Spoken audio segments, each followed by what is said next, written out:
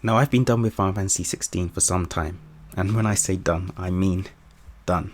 Not because it was bad, it was pretty good, maybe even a great game, but it had some serious failings that really frustrated me.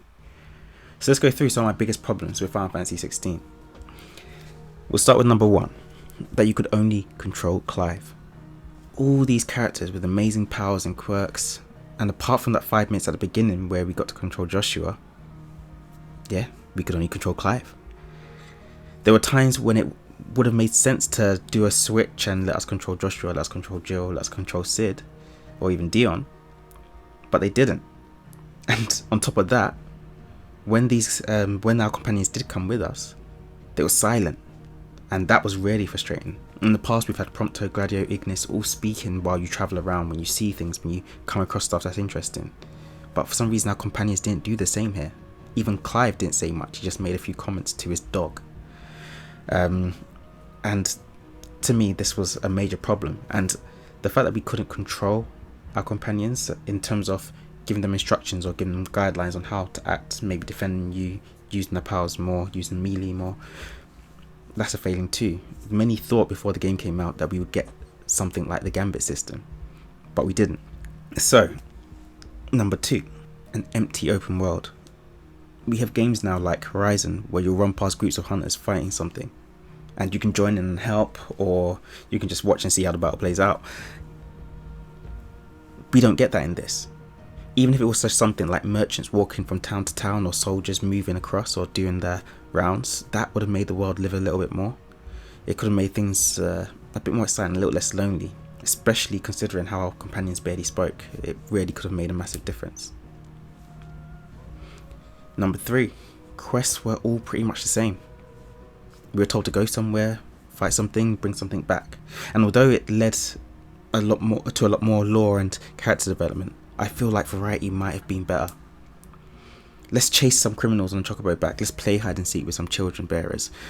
These sorts of things would have made everything feel a bit more natural, as opposed to people giving you these small menial tasks and you having to go across half the world to get them. Also, think back to previous Final Fantasies or previous games of this style. Back in the day, you might stumble across a random dungeon. So you go in, you work your way to the end, and you find a random item, but you don't actually know what it's for. And then 10 hours later, you visit a certain village or something like that, and you bump into someone who's looking for something, and you already have it. I don't understand why we've lost that in so many games recently. Finding stuff early and just being able to give it to the person immediately. Stuff like that makes a much more enjoyable and worthwhile exploration of the world, because I don't see the need to explore this world simply because I know that I'm going to get sent back there on a mission later on. I just ignore areas because I'm just like, I'm going to be there later on anyway. I figured that out in the first 10 hours of the game, that I'm coming back to these places. So doing stuff like that would encourage us to explore, would encourage us to get our levels up so that we can see somewhere new or something like that. But we lost it. One thing that I found with the quests also was that they give the implication that certain people are much more important than they really are.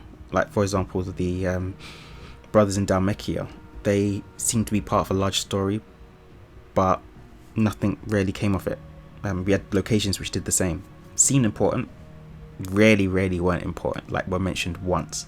So things like that make it seem like the game's unfinished, even though I'm sure it wasn't. Number 4, inconsistencies with the world. My main question after this game finished was, what's on the outer continent? I was wondering this for a good 20 hours. Why have several people said that they come from or trade with the outer continents, but we have Ultima telling us that it was completely destroyed by the Blight ages ago? This is super confusing. We had Harpocrates, Barnabas, and traders who treat bear as well, who are all from a different continent, and they never made it sound like there were any problems there. I remember the creator saying that there's no diversity within the game because this is just one continent and they're isolationists. So you're telling me that either we have some really cool nations out there, or everyone's just dead, and the only people that have survived are the white or Dhalmekian tanned people, and nobody thought to run to this continent. It's really strange. To me, it's just very inconsistent, and it wasn't made clear exactly what's going on outside of Valisthea. Number 5, poorly communicated information. This sort of ties in with what I just said. we're having to comb Hippocrates' tones for information that makes this world make sense, and even then it's still not making complete sense. There's still inconsistencies and clashing accounts. For example, why did Joshua look exactly the same as Ultima's disguised clones? Like, yes, that was maybe to mislead us, but it seems like something that would be highly unlikely. Why would that happen in real life? Of all the clothes that you could have chosen, of all the faces you could have chosen, you chose what Joshua was wearing, or Joshua chose what you were wearing. It's weird. And these clones, were they clones? Were they fragments? Were they other members of Ultima's species? Does Ultima have other members of his species? I don't even know, because he made it sound like he did, but he doesn't. Or does he? I don't know. So with this, we also have lots of wasted potential. We've got the theory masters out here questioning and quizzing, saying this might be the case, this might be, trying to eke these tiny little bits out of other bits of lore and things that we see. But these are for basic parts of the game and the story that make it function. People shouldn't be asking about the origins of main characters such as Jill, Barnabas and Ultima. It should be very, very clear, with just a little bit of mystique or mystery. Here we've got a whole lot of mystique and mystery, and only one thing clear, that we have to treat them a certain way, which is a bit messy. Even in terms of Barnabas and his purpose driving him, whether he had his own will and personality or not, these are still being questioned because it wasn't made clear. Number 6. Clive's death was pointless. It has so little story impact and was unnecessary. Final Fantasy loves killing off main characters these days, and it's getting tired, to be honest, especially when it packs a little weight. Clive's death didn't add anything to the story. If you compare it to Tidus or Noctis, these two weren't really alone at their deaths. Their friends were there with them. We felt it when they died. We really felt it. Now, you guys know that I love Clive's character. He's really well designed, really well written. But the moment that he said Ultima was wrong and this body's not strong enough, I was confused.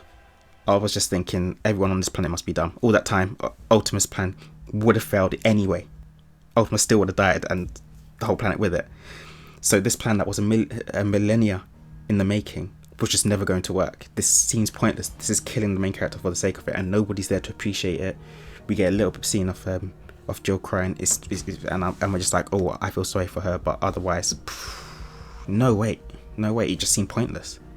It would have been much better if we'd seen him living out his life joyfully in this world where there's no bearer, or where bearers have no difference, where they're peaceful, where he's resetting up Rosaria or his Elector has like rule of the continent, or something that makes us say, yeah, this fight was worth it, because I didn't feel anything.